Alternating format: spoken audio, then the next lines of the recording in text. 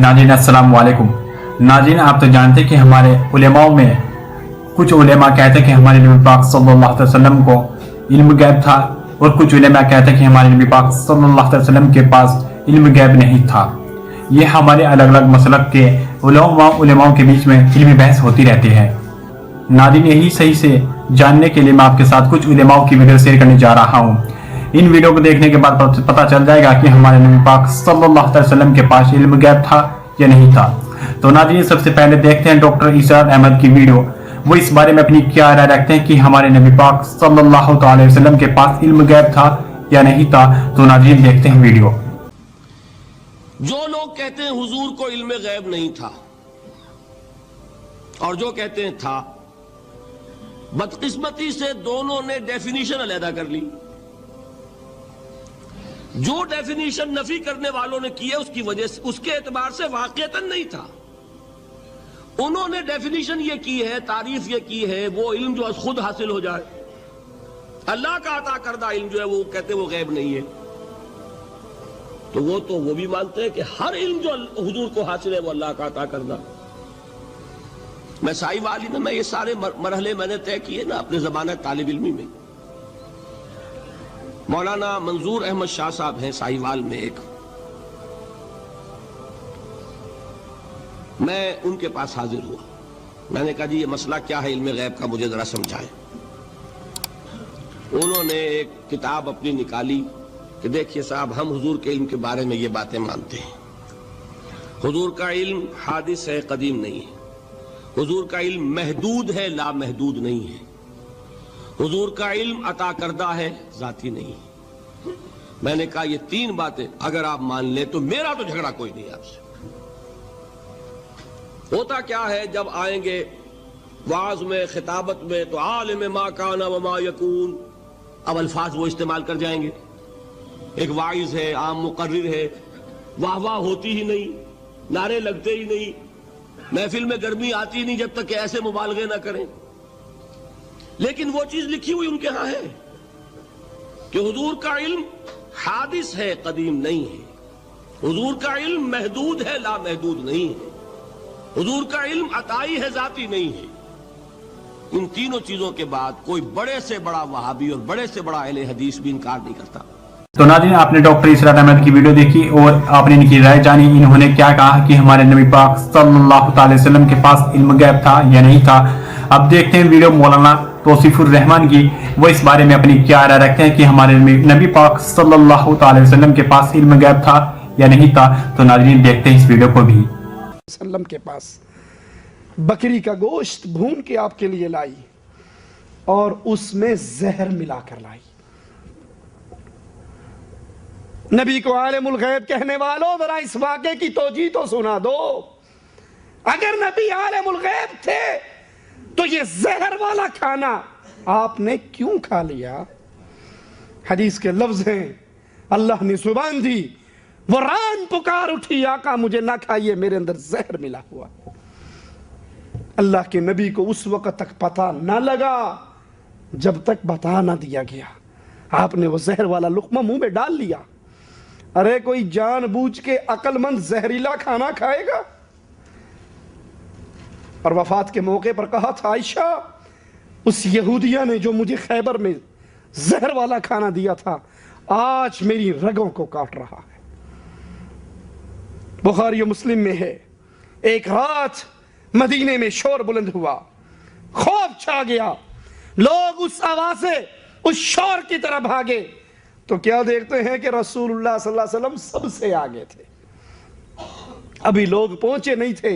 नबी उस वाक़े की तहकीक करके वापस आ रहे थे और कह रहे थे, जाओ अपने घरों में सो जाओ, मोहम्मद सल्लल्लाहु अलैहि वसल्लम उसकी छानबीन कर चुके हैं। अगर नबी आलिमुल गैब होते तो जाकर उस शोर के पीछे जाने की हाजत क्या होती?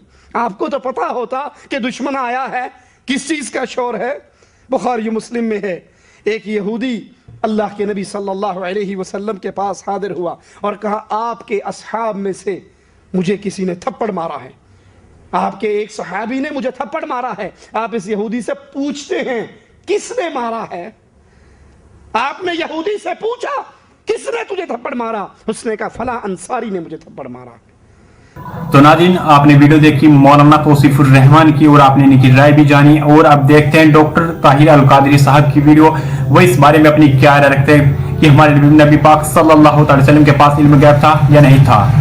میں ٹکوسلے مکوسلے نہیں دیا کرتا ہے، اس پر بھی صحیح بخاری اور مسلم کو کوٹ کرتا ہوں، متفق علیہ حدیث۔ میرے آقا ممبر پہ کھڑے ہیں صلی اللہ علیہ وآلہ وسلم، اور آپ نے فرمایا صحابہ کرام کا مجمع ہے اور اہل مدینہ عرب بدو سب جمع ہیں، فرمایا سلونی اما شئتم، آپ کے کان پر کوئی بات پڑی، یہ بخاری مسلم کی متفق علیہ حدیث ہے۔ اگر جی نہ چاہے تو کہو کہ جو بخاری سے باہر ہے ہم نہیں مانتے، جی نہ چاہے تو کہو جو بخاری میں نہیں وہ نہیں مانتے۔ اب میرے پاس آئیے، اب جو بخاری مسلم دونوں میں ہے میں وہ دکھاتا ہوں، تم وہ بھی نہیں مانتے، تو آپ مانتے کس کو ہیں؟ آپ کسے مانتے ہیں؟ آپ صرف اپنے آپ کو مانتے ہیں۔ اگر آپ صرف بخاری مسلم کو مانتے ہیں تو میں بخاری مسلم بتاتا ہوں، بخاری مسلم میں متفق علیہ حدیث، آقا نے فرمایا سلونی اما شئتم، آؤ جو چاہو مجھ سے پوچھ لو، جو چاہو مجھ سے پوچھ لو، جو چاہو مجھ سے پوچھ لو، 3 بار فرمایا۔ صحابہ کرام کانپ گئے۔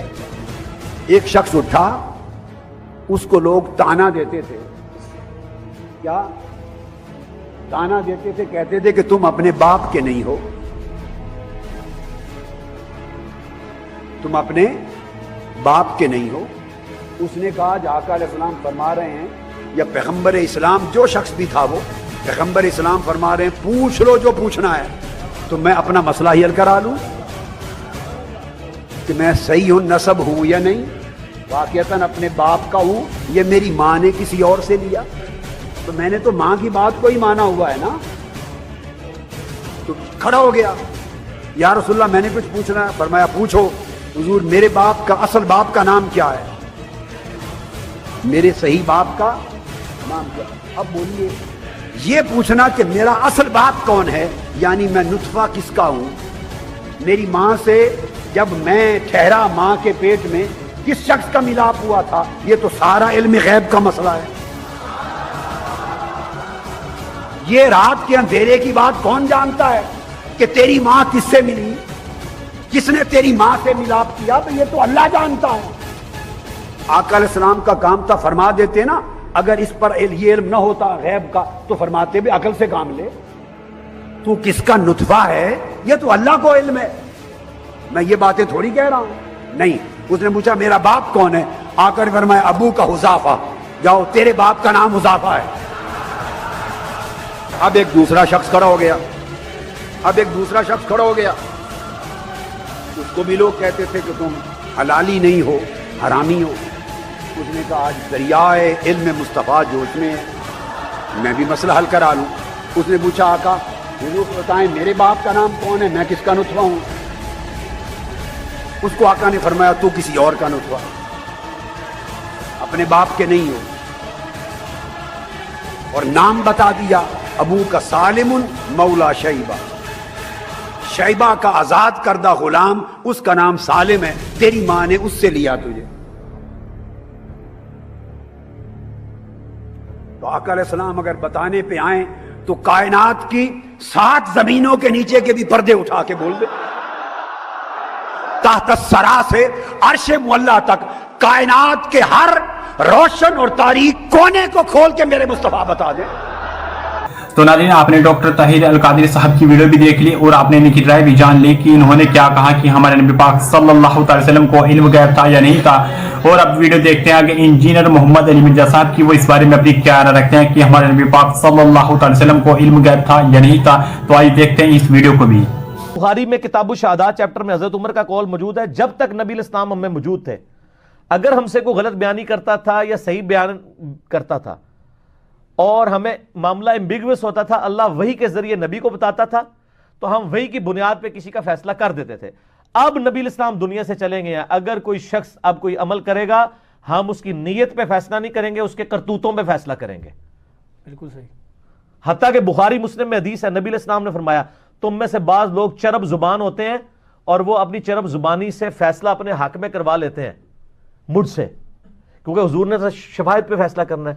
دیکھو اگر تمہیں پتہ ہے کہ تم غلط بیانی کر رہے ہو تو تم اپنے گھر آگ کا ٹکڑا لے کے جا رہے ہو۔ نبی علیہ السلام بھی کسی کے حق میں ڈیسیژن کر دیں اور وہ ڈیسیژن غلط ہو، قانوناً وہ صحیح ہے اور اوریجنلی وہ بندہ ناحق تھا، تو حضور فرما رہے ہیں کہ میرا فیصلہ بھی تمہیں نفع نہیں دے گا، اگرچہ میں نے تمہارے حق میں فیصلہ کیا لیکن دوزخ کی آگ ساتھ لے کے جا رہے ہو۔ یہ حدیث بخاری مسلم دونوں میں، اس میں الفاظ ہے میں بھی ایک انسان ہوں اور چرب زبانی تم میں سے کوئی کرتا ہے۔ اب یہ اللہ بات ہے کہ آپ کے بزرگ دلوں کا حال جان لیتے تھے۔ نبی علیہ السلام کو بھی اسی وقت پتہ چلتا تھا جب وہی دیکھ لیں غزوہ تبوک پہ جو کعب بن مالک پیچھے 3 صاحب رہ گئے تھے، بخاری مسلم میں ان کی توبہ کا واقعہ آتا ہے، قرآن میں بھی آیا ہے سورہ توبہ کے اینڈ پہ۔ غزوہ تبوک پہ وہ کہتے ہیں ہم سوچتے رہے کہ ہم بہانے کریں گے، حضور آئیں گے، منافقین بہانے کر رہے تھے، حضور واپس آئے، کچہری لگائی تو وہ صحابی کہتے ہیں کہ میں نے بھی ارادہ کیا، میں کہہ دوں میری بیوی بیمار تھی یا کوئی مسئلہ تھا، پھر میں نے کہا کہ اگر میں نے حضور سے جھوٹ بولا تو میں نبی علیہ السلام کو تو دھوکہ دے لوں گا لیکن بعد میں اللہ تو وہی کے ذریعے حضور کو بتا دے گا۔ ان کا یہ عقیدہ نہیں تھا کہ حضور کو پتہ چل جائے گا۔ بالکل صحیح، ٹھیک ہے، یہ تو کہتے ہیں بزرگ دل کا حال جان لیتے ہیں، نا پرانیاں گلاں۔ ناظرین انجینئر محمد علی مرزا صاحب کی ویڈیو بھی آپ نے دیکھی اور آپ نے ان کا بیان سنا، انہوں نے کیا کہا ہے، ہمارے نبی پاک صلی اللہ علیہ وسلم کو علم غیب تھا یا نہیں تھا، آپ نے ان کی رائے جانی۔ اور اب ویڈیو دیکھتے ہیں مفتی طارق مسعود کی، وہ اس بارے میں اپنی کیا رائے رکھتے ہیں کہ ہاں ہمارے نبی پاک صلی اللہ علیہ وسلم کو علم غیب تھا یا نہیں تھا۔ پہلے دیکھتے ہیں اس ویڈیو کو بھی۔ بڑے بدعتی صاحب تھے ہمارے محلے میں، وہ کہتے تھے نبی صلی اللہ علیہ وسلم کو ما کانا و ما یکونو کا علم حاصل ہے، ہر چیز کے بارے میں، یعنی گویا اللہ کے علم اور نبی کا علم کیا ہو گیا، برابر ہو گیا، اللہ نے دے دیا ہے آپ کو سب چیزوں کا علم۔ تو ہم چلے گئے، بچے تھے، ہم نے ان سے پوچھا جا کے کہ حضرت یہ تو آپ کہہ رہے ہیں سب کچھ ہی پتہ چل گیا ان کو، تو اس کی دلیل کیا ہے؟ انہوں نے قرآن کی آیت پڑھی وما هو علی الغیب بضنین، ہمارے نبی غیب پر بخیل نہیں ہے، یعنی اللہ نے جو نبی کو غیب کا علم دیا تو ہمارے نبی اس میں بخیل نہیں ہے۔ بخل کہتے ہیں نا کہ اپنے پاس رکھ لینا چیز کو سنبھال کے، بخیل نہیں ہے، سخاوت کرتے ہیں اس علم میں۔ تو میں نے فوراً ان کو جواب دیا، میرے دماغ میں اس کا جواب، میں نے کہا بھائی اس سے کلی علم، سارا علم غیب مراد نہیں ہے۔ کہنے لگے کیوں؟ میں نے کہا اگر سارا علم غیب مراد ہوتا تو نبی پھر سارا علم غیب امت کو دیکھ کر جاتے، اگر کچھ اپنے پاس رکھتے تو بخل لازم آتا کہ نہیں آتا؟ تو قرآن تو کہہ رہا ہے وما هو علی الغیب بضنین، یہ تو بعد میں پھر میں نے گرامر پڑھی تو اور کچھ اس میں نقطے نکلے، جب اس وقت مجھے کچھ بھی نہیں آتا تھا، یعنی گرامر میں پتا چلا اس میں تو آتا ہے ذرہ برابر بھی بخل نہیں کرتے، بضنین میں بات تاکید کے لیے، ما ہوا علی الغیب بضنین، نبی کو اللہ فرماتے ہم نے جو غیب دیا اس میں ذرا بھی بخل کا سے کام نہیں لیتے، سارا امت کو کیا کر دیا آپ نے؟ بانٹ دیا، کچھ بھی نہیں، یعنی اس میں بخل نہیں کیا آپ نے۔ تو میں نے کہا اگر اس سے کلی علم غیب مراد ہوتا تو پھر نبی صلی اللہ علیہ وسلم امت کو بھی عالم الغیب بنا کے جاتے، تو اس سے کلی علم غیب نہیں ہے، جتنا جو جزوی علم غیب اللہ نے اپنے نبی کو دیا جو اللہ کے علم کے مقابلے میں یقیناً کم تھا، ہمارے مقابلے تو بہت ہے، تو ہمارے نبی نے جو علم غیب اللہ نے بانٹنے کو کہا امت کو اس میں نبی نے بخل سے کام نہیں لیا۔ تو شریعت کی جتنی ضروری چیزیں تھیں، قبر کے احوال، قیامت کے احوال، جو بھی اللہ نے نبی صلی اللہ علیہ وسلم کو بتائے، اور وہ ایسی باتیں جن کا امت کے عملی زندگی سے یا دین کی زندگی سے تعلق ہے، تو اس میں نبی نے ذرا بھی بخل سے کام نہیں لیا اور وہ سارا امت کو دے کر گئے نبی صلی اللہ علیہ وسلم۔ تو ناظرین آپ نے مفتی طارق مسعود کی ویڈیو دیکھی اور آپ نے ان کی رائے جانے، انہوں نے کیا کہا کہ ہمارے نبی پاک صلی اللہ علیہ وسلم کو علم غیب تھا یا نہیں تھا۔ اور اب ویڈیو دیکھتے ہیں مفتی محمد اکمل صاحب کی ویڈیو، وہ اس بارے میں اپنی کیا رائے رکھتے ہیں کہ ہمارے نبی پاک صلی اللہ علیہ وسلم کو علم غیب تھا یا نہیں تھا۔ آئیے دیکھتے ہیں اس ویڈیو کو بھی۔ میں چند حدیثیں آپ کو عرض کرتا ہوں جو خاص میرے آقا صلی اللہ علیہ وسلم سے متعلق ہیں، اور پھر انشاءاللہ اس کے بعد میں آپ کو چند عقائد ذکر کروں گا۔ پہلے ایک عقیدہ یاد رکھیے گا، نبی کریم صلی اللہ علیہ وسلم کے علم کے بارے میں چند عقائد بہت ضروری ہیں کہ آپ سمجھیں۔ یہ 10 قسم کے 10 عقائد کہہ لیں آپ ہیں، اور یہ ہر مسلمان کے ذہن میں ہونے چاہیے، یعنی کم از کم آپ ان کو اچھی طرح سمجھ لیں تاکہ اگر کوئی آپ سے گفتگو کرتا ہے تو آپ اس کو سمجھا سکیں، یا آپ کے بچے آپ سے پوچھتے ہیں، کوئی مسلمان آپ سے سیکھنا چاہتا ہے، تو ہمیں معلوم ہونا چاہیے کہ ہمارے نبی کے علم کی وسعت کتنی ہے اور کون سا علم نبی کریم کے لیے ثابت کرنا جائز ہے۔ تو نبی کریم صلی اللہ علیہ وسلم کا علم نمبر 1 عطائی ہے، ذاتی نہیں ہے۔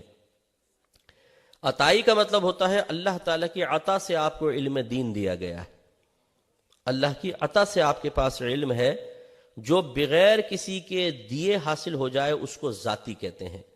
ذاتی علم صرف اللہ کا خاصہ ہے. نبی کریم کا علم عطائی ہے، یعنی اللہ نے آپ کو عطا فرمایا. تو اب ایک بات یاد رکھیں کہ بعض علوم ایسے ہیں کہ اللہ کے لیے ثابت کریں تو آپ کافر، اور کچھ علم ایسے ہیں کہ نبی کریم کے لیے ثابت کریں تو کافر. یعنی اگر اللہ کے لیے ہم کہیں کہ اس کا علم عطائی ہے تو ہم کافر ہو جائیں گے، کیونکہ اللہ کو کسی نے علم دیا نہیں ہے. اور نبی کریم صلی اللہ علیہ وسلم کے لیے اگر علم ذاتی مان لیا جائے کہ نبی کریم کا علم ذاتی ہے تو ہم کافر ہو جائیں گے، کیونکہ ذاتی وہ علم ہوتا ہے جو بغیر کسی کے دیے. اور ہم یہ کبھی دعویٰ نہیں کرتے کہ نبی کریم صلی اللہ علیہ وسلم کے علم کا ایک قطرہ بھی اللہ کے دیے بغیر ہے. اسی لیے یاد رکھیں کہ اللہ تعالیٰ کو عالم الغیب کہہ سکتے ہیں، نبی کریم صلی اللہ علیہ وسلم کو نہیں. ذرا ذہن میں رکھیں، اعلیٰ حضرت نے فرمایا کہ شرعی اعتبار سے عالم الغیب اس ذات کو کہیں گے جس کے پاس علم غیب ذاتی ہو. تو ناظرین، مفتی محمد اکمل صاحب کی ویڈیو آپ نے دیکھی اور آپ نے ان کی رائے بھی جانی کہ انہوں نے کیا کہا، ہمارے نبی پاک صلی اللہ علیہ وسلم کو علم غیب تھا یا نہیں تھا. اور اب ویڈیو دیکھتے ہیں شہنشاہ حسین نقوی صاحب کی، وہ اس بارے میں اپنی کیا رائے رکھتے ہیں کہ ہمارے نبی پاک صلی اللہ علیہ وسلم کو علم غیب تھا یا نہیں تھا. تو آئے دیکھتے ہیں اس ویڈیو کو بھی. پیغمبر اکرم عالم قرآن اور عالم الکتاب، پیغمبر کی عظمت کے باب میں یہ باب بہت ہی روشن ہے. لاہور سے آنے والا شخص کسی لاہوری کے سامنے کہے کہ لاہور میں تو مچھلی نہیں ملتی، تو وہ لاہوری یہی کہے گا نا کہ تم نے لاہور دیکھا ہے. اتنی بڑی اب میں لفظ کیا بولوں، تہمت، اتنی بڑی بات تم لاہور کے لیے کہہ رہے ہو، لاہور دیکھا ہے؟ کہنا نہیں، لاہور پورا تو نہیں دیکھا. جو کہتے ہیں پیغمبر کے پاس علم غیب نہیں تھا، انہوں نے شہر علم کا دروازہ دیکھا ہے.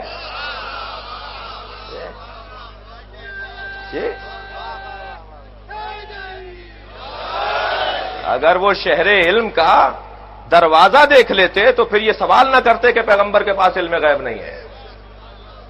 عزیزان گرامی، مدینۃ العلم، شہر علم، یونیورسٹی، جہاں تمام علوم پڑھائے جائیں اسے یونیورسٹی کہتے ہیں آپ. اور تمام علوم دنیا کے پاس ہیں کہاں؟ 73 حروف کا علم اللہ نے علم کے طور پر رکھا ہے، جس میں سے ایک دنیا کو دیا ہے، اور 72 اہل بیت اور نبی کو دیا ہے، اور 73واں حرف رکھا ہے اپنے لیے تاکہ پیغمبر سے کہتا رہے قل رب زدنی علما، اے میرے حبیب مجھ سے کہتے رہو مجھے علم چاہیے. وہ 73واں حروف ہے کہ جس کے بارے میں پیغمبر سے کہا جا رہا ہے کہ مانگو مجھ سے علم مانگو. جن کے پاس 72 حروف کا علم ہو، یہ حدیث ہے، آپ کی سماعتیں اور آپ کے ذہن حدیث کی طرف توجہ رکھتے ہیں. 72 حروف کا علم نبی اور آل نبی کے پاس، ایک حرف کا علم ہے جو پوری دنیا کو دیا ہے. جب پوری دنیا ایک حرف کے علم کو لینے کے بعد یونیورسٹی بنا لیتی ہے تو پھر جس کے پاس 72 حروف کا علم ہے اس کے علم کو کیا کہیں گے؟ انہوں نے بھی نام دیا مدینۃ العلم، شہر علم، اور کہا شہر علم کا دروازہ ہے جسے علی کہا جاتا ہے. جملہ آپ کی محترم سماعتوں کے حوالے کر رہا ہوں عزیزان گرامی، شہر علم کے دروازے کی ایک چھوٹی سی چوب کو نہج البلاغہ کہتے ہیں. وہ جو دروازہ لگا ہوا ہے اس پر ایک چھوٹی سی لکڑی کو نہج البلاغہ کہا جاتا ہے. تم نے اگر نہج البلاغہ کو پڑھ لیا ہوتا تو پیغمبر کا علم سمجھ میں آ گیا ہوتا. تو ناظرین، آپ نے تمام علماؤں کی ویڈیو دیکھ لی، اور اب آپ خود بتائیے گا کہ ہمارے نبی پاک صلی اللہ علیہ وسلم کو علم غیب تھا یا نہیں تھا. آپ ویڈیو کے کمنٹ باکس میں جائیے اور وہاں پر کمنٹ کر کے ضرور بتائیے گا کہ ہمارے نبی پاک صلی اللہ علیہ وسلم کو علم غیب تھا یا نہیں تھا. باقی دوستو، اگر آپ نے ہمارے چینل کو سبسکرائب نہیں کیا تو پلیز سبسکرائب کریں، بیل آئیکن بھی ضرور دبائیں تاکہ ہماری آنے والی ہر نئی ویڈیو کی نوٹیفیکیشن آپ تک پہنچے. تو ناظرین، ملتے ہیں کسی نیکسٹ ویڈیو کے ساتھ، تب تک کے لیے السلام علیکم ورحمۃ اللہ وبرکاتہ. دعا کی اجازت.